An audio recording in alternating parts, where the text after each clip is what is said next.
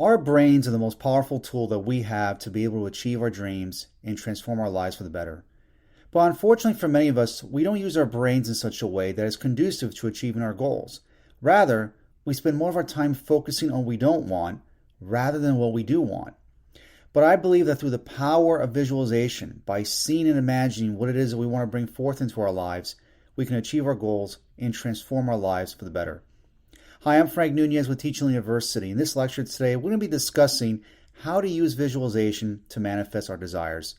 Before we begin class, make sure to hit the subscribe button so you can watch all my lectures on personal development, wealth building, entrepreneurship, and creativity. I want to start with a quote from Abraham Hicks and Richard Bach, who said, "You are more productive by doing 15 minutes of visualization than from 16 hours of hard labor." And it was Richard Bach who said, to bring anything into your life, imagine that it's already there. And what resonates with me with these quotes by Hicks and Bach is that you can work as much as you want. You can work longer hours and exert all this energy and effort into trying to achieve a specific result or desired outcome. But all that hard labor and hard work will be just a waste of time if you're not visualizing what it is that you want to see brought forth into your life. If what you're creating in your mental studio are images and pictures of undesirable circumstances, or really visualizing what it is that you don't want, which a lot of us do, myself included, I'm guilty of this, then our circumstances are going to reflect this way of thinking. So what Hicks and Bach are saying then is that we want to spend more of our time visualizing what it is that we want to see brought forth into our lives with such emotion.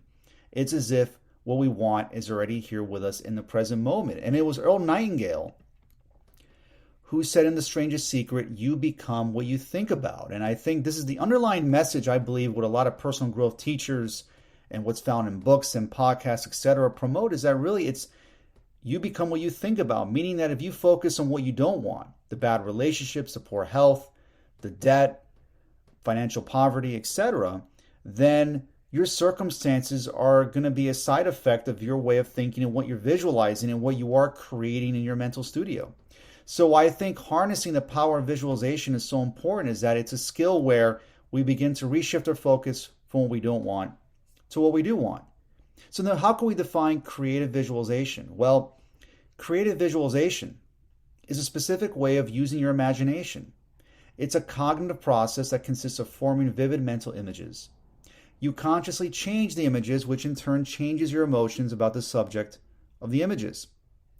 As you practice seeing the future you want, you create the future. So what visualization does is that we begin to see and create a roadmap or a picture of what it is that we want to see in our lives, what kind of relationships we want to have, what kind of career, where we want to travel to, the home that we want to live in, the kind of person we want to be. We begin to visualize with a picture, an image of what it is that we want to see in our lives before it actually happens. And all of us use visualization in one way, shape, or form. All of us entertain thoughts every single day. There's thousands of thoughts that swirl through our brains all the time. We're constantly creating images in our mind. But unfortunately for many of us, we don't really think as much as we think we do. Not to sound redundant, but most of the time we spend a day reacting to our circumstances rather than thinking about what it is that we want.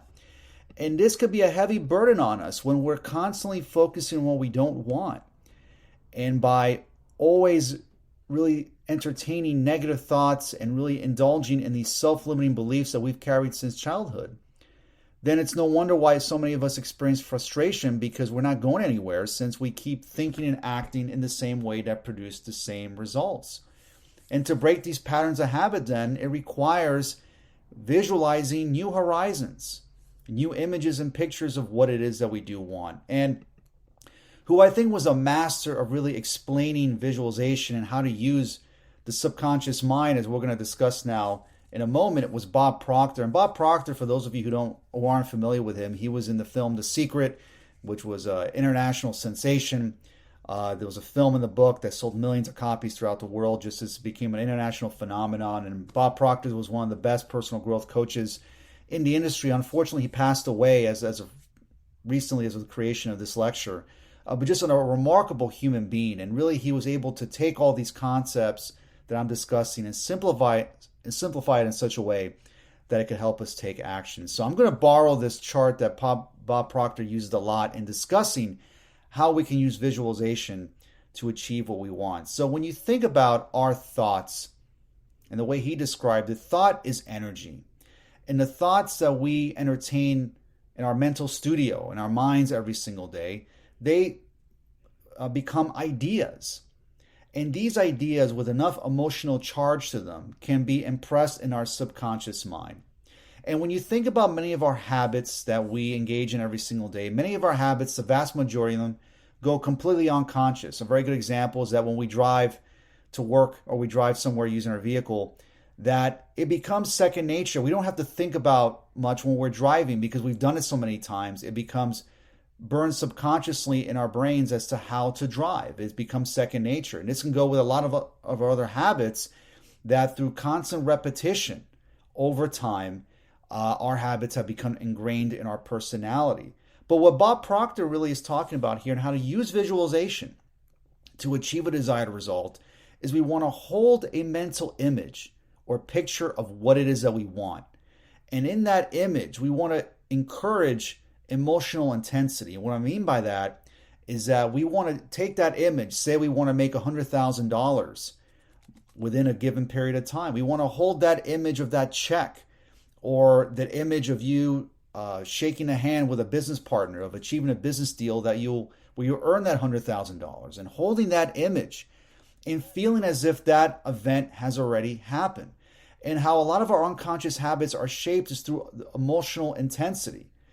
When, for example, when we get in an argument with a loved one, maybe that happens 5 years ago, we still remember that event because of the emotional intensity behind that argument. And that's how a lot of our habits are shaped. So to create new habits and to create new ideas that can really help impress in our subconscious new habits that can help us move in the direction of where we want to go, it starts with that emotional intensity behind that specific image that we hold in our minds. And we do this through meditation, where when we meditate, when in a drowsy state, where we're not as analytical, and we can really start to play around with our images and using our mental studio, as I've said several times, in trying to craft a roadmap to where we want to go and holding those images in our mind that over time can really become ingrained in our subconscious, where we begin to make new choices and decisions that move us in the direction of where we want to go without much effort, because they already become part of our unconscious habits that we start to use or engage in that move us towards where we want to go. And once we start doing this, we can then start to reshift our focus towards what we want rather than focusing on what we don't want. And this is a what I call a quantum leap, and this is something I discussed in one of my recent videos on the quantum leap strategy by Dr. Price Pritchett, where just this simple shift, just on thinking about what it is that you do want, can bring about profound transformation in your life and moving in a direction where you want to go with less effort.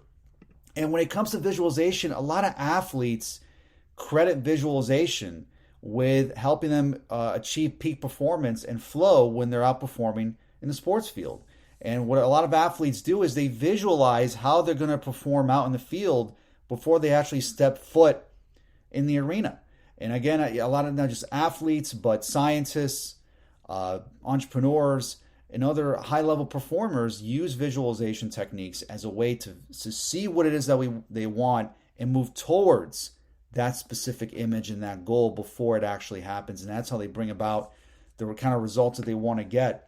But I believe ultimately that through visualization, this simple technique of just taking, as Abraham Hicks said, just 10-15 minutes a day and just sit down and visualize and see the kind of future that you want, the kind of desire and results that you want to see brought forth into your life, that can be just as powerful and effective as spending hours and hours beating your head against the wall to see if something will happen or trying to force and manipulate an outcome. I've learned through personal experience that just doesn't work. When you visualize and see and feel as if what you want is already here, that I believe is how we can really manifest and bring forth our desires.